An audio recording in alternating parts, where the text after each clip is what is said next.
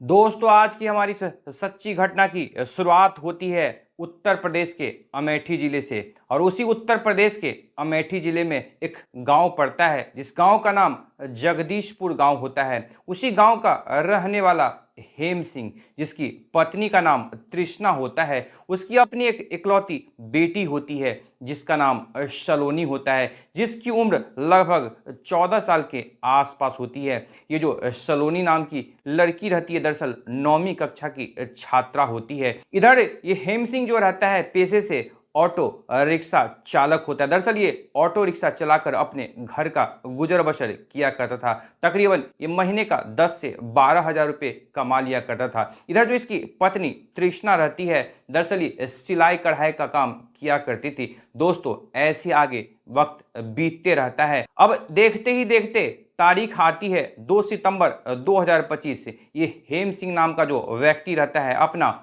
Auto rickshaw अपने घर से तकरीबन सुबह के 8 बजे के आसपास निकालता है और ये बाजार जाकर ये ऑटो रिक्शा चलाने लगता है। दिन भर में कुछ पैसे भी कमा लेता है। शाम के तकरीबन 6 बजे के आसपास जैसे ही अपने घर के लिए लौटने लगता है, रास्ते में उसकी एक बेहद ही खास दोस्त से मुलाकात हो जाती है जिसका नाम तेजस होता है। दरअसल वो भी पेशे से ऑटो रिक्शा चलाया करता था, लेकिन आज उसकी ऑटो रिक्शा खराब हो चुकी थी। अब जैसे ही इस हेम सिंह की जो मुलाकात उस दोस्त तेजस से होती है, तेजस अब कहने लगता है कि काफ़ी दिनों बाद हम दोनों एक दूसरे के साथ मुलाकात हुई, क्यों ना आज हम लोग पार्टी मनाएं। दोस्तों जिसके बाद यहाँ जो हेम सिंह होता है अपने दोस्त तेजस की बात मान जाता है, जिसके बाद यहाँ पर हेम सिंह और तेजस दोनों जाकर शराब खरीदते हैं और एक अच्छी सी जगह बैठकर शराब पीना शुरू कर देते हैं। तकरीबन 1 घंटे के आसपास जब ये दोनों मिलकर शराब पीते हैं, इन दोनों को काफ़ी गहरी नशा चढ़ जाता है। जिसके बाद यहाँ पर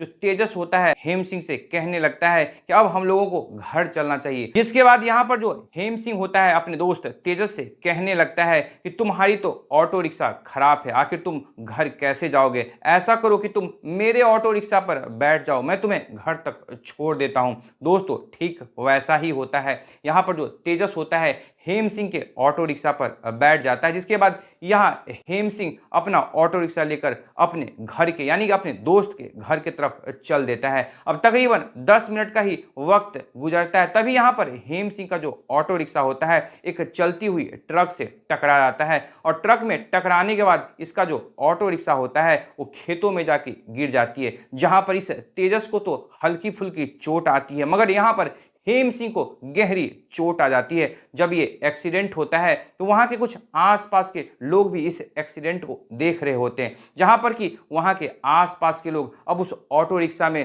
जो ये हेम सिंह और तेजस होता है इन दोनों को नजदीकी अस्पताल में भेज दिया जाता है, जहां पर कि कुछ देर के इलाज के बाद इस तेजस को जैसी होश आती है ये देखता है कैसे उसका जो दोस्त हेम सिंह रहता है उसकी हालत बेहद गंभीर रहती है। जिसके बाद तेजस अब सीधे हेम सिंह की जो पत्नी यानी कि तृष्णा रहती है उसके पास फोन कॉल करता है और उसे दरअसल बताता है कि तुम्हारा जो पति है यानी कि जो हेम सिंह है उसका एक्सीडेंट हो चुका है, वो फलाने हॉस्पिटल में है। जिसके बाद यहाँ तृष्णा अपनी बेटी सलोनी को लेकर शाम के तकरीबन 7 बजे के आसपास वो सीधे उस हॉस्पिटल में पहुंच जाती है। अब जैसे वो डॉक्टर से मुलाकात करती है, डॉक्टर बताते हैं कि तुम्हारे पति को बेहद ही गंभीर चोट आया है। दरअसल उसका एक टांग कट चुका है और दूसरी भी टांग उसकी काटनी पड़ेगी, उसका ऑपरेशन करना होगा। इसमें तकरीबन 5 से 6 लाख रुपए के आसपास खर्च होगा। तुम जल्द से जल्द उन पैसों की व्यवस्था करो ताकि जल्द से जल्द ऑपरेशन हो सके। दोस्तों यहाँ जो तृष्णा होती है जैसे डॉक्टर की इस बातों को सुनती है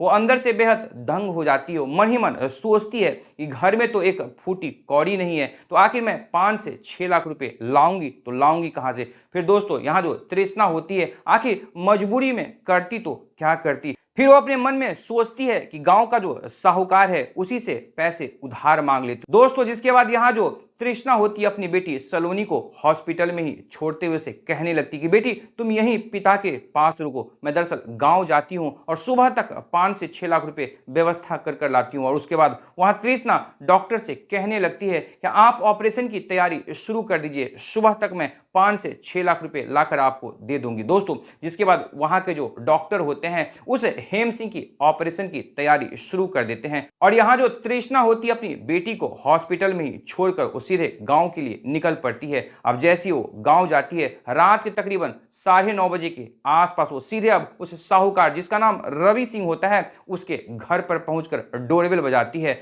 अब जैसे उस गांव का जो साहूकार रवि सिंह होता है दरवाजा खोलता है, सामने बेहद खूबसूरत महिला तृष्णा को देखते हुए बोलता है कि आखिर इतनी रात को तुम मेरे घर पर क्या कर रही हो। जिसके बाद यहाँ जो तृष्णा होती है उस साहूकार रवि सिंह के कदमों में गिर जाती है और उसे कहने लगती है कि मेरे पति हेम सिंह का एक्सीडेंट हो गया जिसमें उसे बेहद ही गंभीर चोट आई है, उसे ऑपरेशन करना पड़ेगा जिसके लिए मुझे 5 से 6 लाख रुपए की सख्त जरूरत है। मुझे दरअसल ये पैसे अगर आप आज की रात ही दे देंगे तो मैं कल सुबह सुबह जाकर डॉक्टर को दे दूंगी। दोस्तों यहाँ पर जो साहूकार रवि सिंह होता है घर में बिल्कुल अकेला था क्योंकि उसकी पत्नी की 2 साल पहले ही देहांत हो चुकी और उसका जो बेटा रहता है हॉस्टल में रहकर अपनी पढ़ाई किया करता था। यहाँ जो उस साहूकार रवि सिंह होता है उस तृष्णा की मजबूरी का फायदा उठाना चाहता था। अब वहां पर वो जो साहूकार रहता है उस तृष्णा से कहने लगता है कि मैं तुम्हें पैसे तो जरूर दे दूंगा, बदले में तुम्हें भी कुछ गिरवी रखना पड़ेगा। दरअसल तुम्हारा जो घर है वो मेरे पास एक गिरवी रख दो और महीने का जो भी ब्याज होगा तुम्हें हर महीने चुकता करना होगा और उसके अलावे तुम्हें आज की रात मेरे साथ गुजारनी पड़ेगी, तभी मैं तुम्हें आज की रात 5 से 6 लाख रुपए दे दूंगा। दोस्तों यहाँ जो तृष्णा होती है अपने पति के लिए बिल्कुल मजबूर हो जाती है, वो इस बात के लिए मानने के लिए तैयार हो जाती है। जिसके बाद वो जो साहूकार रवि सिंह होता है बेहद खुश हो जाता है, उस तृष्णा का हाथ पकड़कर अपने बेडरूम में ले जाता है और जिसके बाद उसकी मजबूरी का फायदा उठाते हुए उसके साथ गलत रिश्ते कायम करना शुरू कर देता है। तकरीबन 1 घंटे के आसपास तक उस तृष्णा के साथ गलत रिश्ते कायम करता है। उसके बाद फिर तृष्णा को 5 से 6 लाख रुपया निकालकर उसके हाथों में थमा देता है। दोस्तों जिसके बाद तृष्णा रात के तकरीबन 11 बजे के आसपास सीधे अपने गांव से निकलकर उस अस्पताल में पहुंच जाती है जहां पर डॉक्टर को 5 से 6 लाख रुपए जमा करवा देती है। डॉक्टर सुबह होते होते तक उस हेम सिंह का ऑपरेशन कर देते हैं। जिसके बाद डॉक्टर की निगरानी में वो जो हेम सिंह होता है तकरीबन 1 महीने तक हॉस्पिटल में ही रहता है। 1 महीने के बाद डॉक्टर उसकी छुट्टी कर देते हैं। जिसके बाद यहाँ तृष्णा अपने पति हेम सिंह को लेकर घर पर आ जाती है। अब हेम सिंह यहाँ पर बिल्कुल ही चलने फिरने में असमर्थ हो जाता है, वो कुछ भी कमाने लायक नहीं बचता है। खैर दोस्तों घर में पैसों की बहुत ही तंगी हो जाती है। जिसके बाद फिर तारीख आती है 13 अक्टूबर 2025 जब दिन के 10 बजे के आसपास यहाँ जो सलोनी रहती है अपनी स्कूल चली जाती है। फिर देखते देखते तकरीबन 1:30 बजे के आसपास का समय हो जाता है। तभी जो उस गांव का साहूकार रवि सिंह होता है वो हेम सिंह के घर पर आ जाता है और हेम सिंह से उसकी तबीयत का हालचाल पूछने लगता है। जिसके बाद यहाँ पर जो साहूकार होता है उस हेम सिंह का हालचाल पूछने के बाद हेम सिंह से कहने लगता है कि तुम्हारी जो पत्नी है मेरे से 5 से 6 लाख रुपया उधार लिए हुए, बदले में ये जो तुम्हारा घर है वो मेरे पास गिरवी छोड़ रखी है, लेकिन महीने का जो ब्याज होता है वो ब्याज समय से मैं लेने तुम्हारे घर पर आ गया हूं। दोस्तों जिसके बाद यहाँ जो हेम सिंह होता है उस साहूकार रवि सिंह से कहने लगता है कि मेरे घर में तो अभी एक भी फूटी कौड़ी नहीं है, धीरे धीरे मैं पैसे चुकता कर दूंगा। लेकिन दोस्तों यहाँ जो रवि सिंह साहूकार होता है अब वो मन में सोचने लगता है कि आज तो मैं अपने ब्याज के पैसे इस हेम सिंह के घर से लेकर जाकर ही रहूंगा। जिसके बाद यहाँ पर जो साहूकार रवि सिंह होता है हेम सिंह से कहता है कि तुम्हें ब्याज का पैसा तो आज ही मुझे अदा करना होगा, अगर तुम ये पैसा अदा नहीं कर पाते हो तो बदले में तुम अपनी पत्नी के साथ कुछ समय का वक्त मुझे गुजारने दो। दोस्तों यहाँ पर जो हेम सिंह होता है अब जैसे साहूकार की इस बात को सुनता है वो बेहद ही मजबूर हो जाता है। उसकी जो पत्नी तृष्णा रहती है वहीं पर बैठी हुई रहती है। अब यहाँ पर हेम सिंह अपने आप को बहुत ही लाचार और बेबस महसूस करता है और उस साहूकार रवि सिंह की बात को मानने के लिए मजबूर हो जाता है। दोस्तों जिसके बाद यहाँ जो साहूकार रवि सिंह होता है वो तृष्णा के पति के सामने ही तृष्णा को उसके ही बेडरूम में लेकर अंदर चला जाता है और उसके साथ फिर तकरीबन 1 घंटे के आसपास तक समय व्यतीत करता है।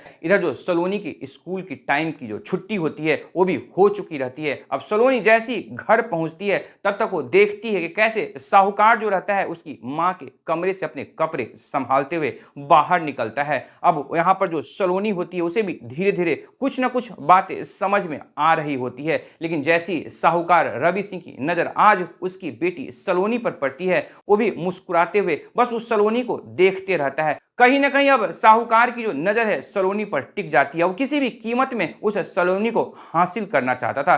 खैर उस दिन तो साहूकार फिर वापस अपने घर चला जाता है, लेकिन तकरीबन 2 से 4 दिन का वक्त बीतता है। फिर साहूकार उस हेम सिंह को फोन कॉल करता है और उसे दरअसल बताता है कि आज की रात तुम अपनी पत्नी यानी कि तृष्णा को हमारे घर पर भेज देना। दोस्तों जिसके बाद यहाँ पर जो हेम सिंह होता है वो फिर से मजबूर हो जाता है और अपनी पत्नी तृष्णा को बुलाता है और बोलता है कि आज जो साहूकार रवि सिंह है दरअसल तुम्हें अपने घर पर बुलाया है। जिसके बाद जो तृष्णा होती है वो भी चूंकि मजबूर थी, वो जानती थी कि उसका पति अब कमाने के लायक नहीं, आखिर वो जो कर्जा ली है उस साहूकार से वो उसे ही चुकाना पड़ेगा। जिसके बाद वहां तृष्णा अपने पति हेम सिंह से कहने लगती है कि कर्जा जब मैंने लिया है तो मुझे ही चुकाना होगा, कोई बात नहीं, मैं साहूकार के घर आज रात के लिए चली जाऊंगी। दोस्तों जिसके बाद ठीक वैसा ही होता है। तकरीबन शाम के 8 बजे के आसपास का समय होता है। तृष्णा अपने घर में खाना बनाती है, जिसके बाद रात के तकरीबन 9 बजे के आसपास घर के सारे लोग यानी कि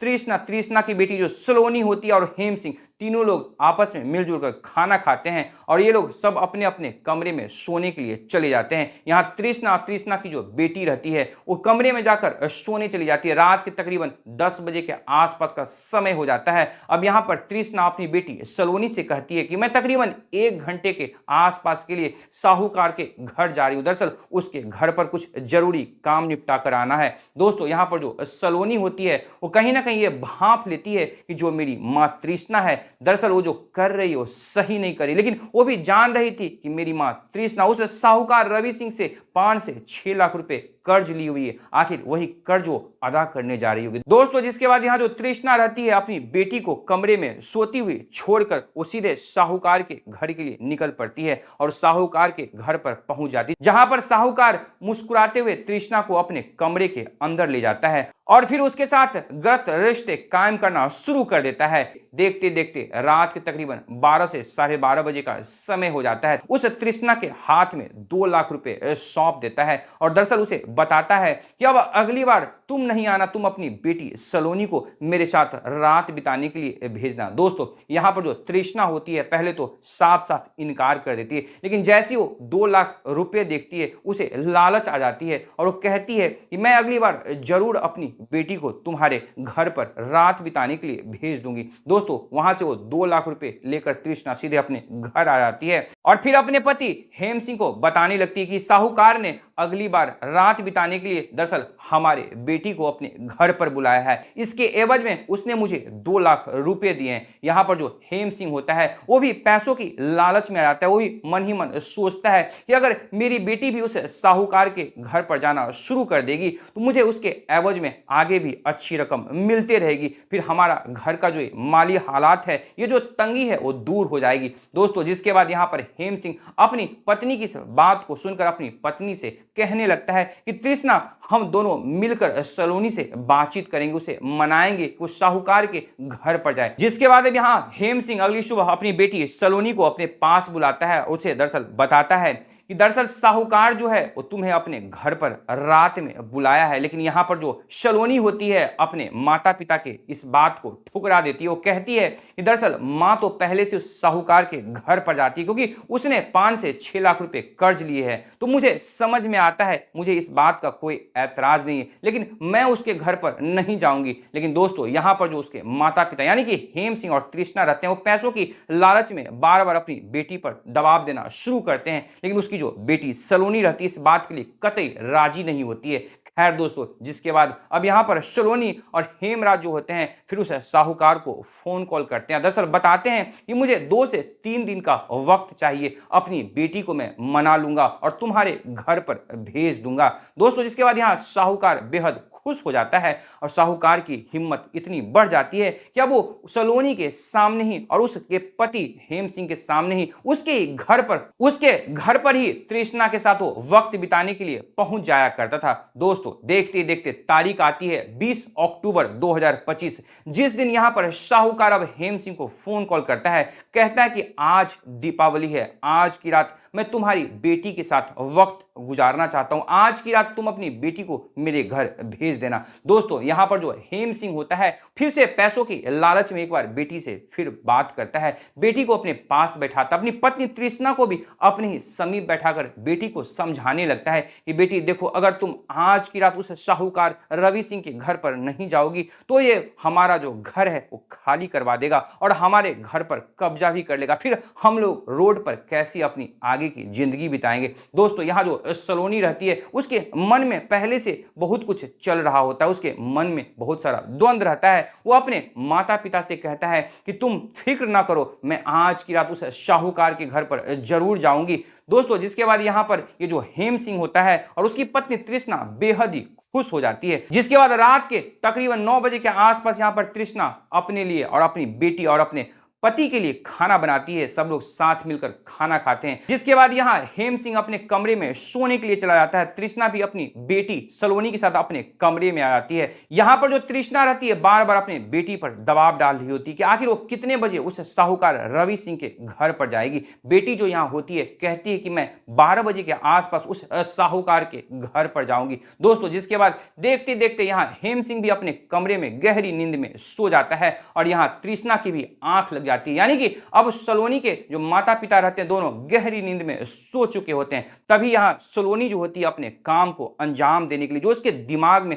पहले से चल रही होती है वो अपने कमरे से बाहर निकलती है। तभी उसकी नजर घर में पड़े हुए पुराने तलवार पर पड़ती है, उस तलवार को उठाती है। सबसे पहले वो अपने पिता हेम सिंह के कमरे में जाती है और अपने पिता के गर्दन पर 3 से 4 वार करती है, जहां पर कि उसका पिता वहीं पर ढेर हो जाता है। लेकिन उसके पिता के मुंह से एक चीख निकल जाती है, वो चीख सीधे तृष्णा के कानों तक पहुंच जाती है। अब तृष्णा जैसी नींद से उठती है और अपने पति के कमरे में पहुंचती है और देखती है कि हेम सिंह कैसे ढेर पड़ा हुआ है, उसकी बेटी के हाथों में तलवार है। अब जैसे वो चीखने चिल्लाते हुए बाहर भागती है, वहां सलोनी भी अपने मां तृष्णा के पीछे पीछे भागने लगती है। तभी वहां पर तृष्णा गिर जाती है। अब सलोनी मौका पाते ही अपनी मां के गर्दन पर भी कई वार कर देती है, जहां पर उसकी मां भी दम तोड़ देती है। लेकिन इस चीख पुकार में जो पड़ोसी होते हैं वो भी वहां पर इकट्ठा हो जाते हैं। जिसके बाद उसमें से एक जो पड़ोसी होता है जिसका नाम हुसन सिंह होता है, दरअसल वहां नजदीकी पुलिस स्टेशन में फोन कॉल कर देता है।